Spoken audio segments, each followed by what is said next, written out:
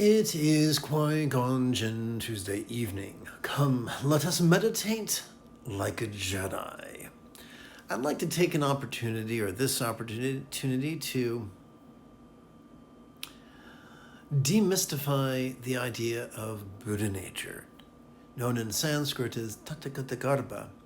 Buddha nature is just a quaint Iron Age way of labeling that which now, in our present digital age, armed with fMRI machines, we would label quite differently. Buddha nature was thought of as that which gives us the capacity to notice and release and love. We now understand that because of evolution, each of us has a sympathetic nervous system which has evolved to notice vulnerably and passively and viscerally and randomly and fleetingly. And each of us has evolved a parasympathetic nervous system that can relax in such a way as to release that which we perceived during our previous inhalation. And each of us has an anterior cingulate gyrus, that which has evolved to empathize, or to help us empathize.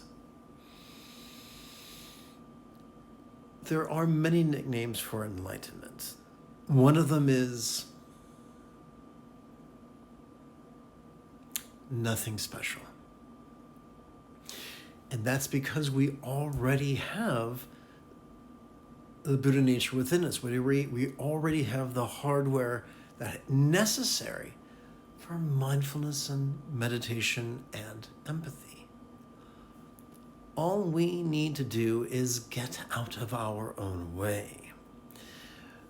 Raised as we were and marinated in late-stage capitalism, we have been trained to be rigid and fearful and controlling and elitist and cryptic and competitive and cruel. And as such, we oppose everyone, even ourselves, even our own components.